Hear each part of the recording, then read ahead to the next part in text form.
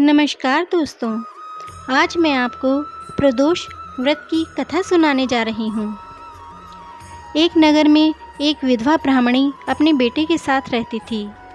वह हर रोज़ भीख मांगने जाती और शाम के समय तक लौट आती।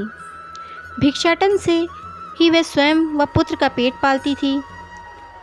हमेशा की तरह एक दिन जब वह भिक्षा लेकर वापस लौट रही थी, तभी उसे नदी किनारे एक बहुत ही सुंदर बालक घायल अवस्था में कराहता हुआ मिला। ब्राह्मणी दयावश उसे अपने घर ले आई। वह लड़का विदर्भ का राजकुमार था। उस बालक का नाम धर्मगुप्त था। उस बालक के पिता को, जो कि विदर्भ देश के राजा थे, दुश्मनों ने उन्हें युद्ध में मौत के घाट उतार दिया और राज्य को अपने अधीन कर लिया। पिता के शोक में धर्मगुप्त की माता भी चल बसी और शत्रुओं ने धर्मगुप्त को राज्य से बाहर कर दिया।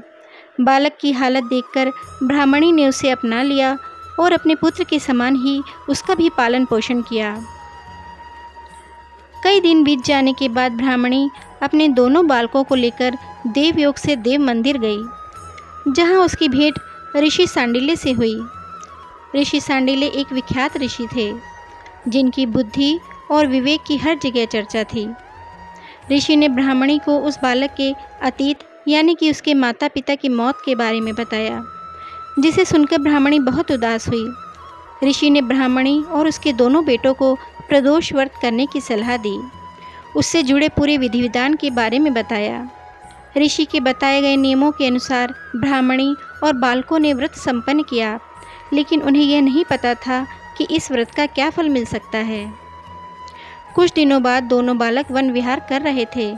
तभी उन्हें वहाँ कुछ गंधर्व कन्याएं नजर आईं, जो कि बेहद सुंदर थीं। वहाँ अंशुमती नामक एक गंधर्व कन्या ने राजकुमार को देखा तो वह उस पर मोहित हो गई। कुछ समय पश्चात राजकुमार और अंशुमती दोनों एक दूसरे को पसंद करने लगे और कन्या ने राजकुमार को विवाह हेतु अपने पिता गंधर्वराज से मिलने के लिए बुलाया। कुछ दिनों बाद अंशुमती के माता पिता को शंकर भगवान ने स्वप्न में आदेश दिया कि राजकुमार और अंशुमती का विवाह कर दिया जाए। कन्या के पिता को जब ये पता चला कि वह बालक विदर्भ देश का राजकुमार है, तो उसने भगवान शिव की आज्ञा से दोनों का विवाह कराया। राजकुमार धर्मगुप्त की जिंदगी वापस बदलने लगी। उसने बहुत संघर्ष किया और दोबारा अपनी गंधर्व सेना को तैयार किया। राजकुमार ने विदर्भ देश पर वापस आधिपत्य प्राप्त कर लिया। राजकुमार ने ब्राह्मण पुत्र को अपना प्रधानमंत्री बनाया। ब्राह्मणी के प्रदोष व्रत के महात्म्य से जिस तरह राजकुमार और ब्राह्मण पुत्र का जीवन खुशहाल हो गया, वैसे ही सभी पर शिवजी की कृपा प्राप्त होती है। इसलिए प्रदोष व्रत के दिन ये कथा जरूर पढ़नी और सुननी चाहिए।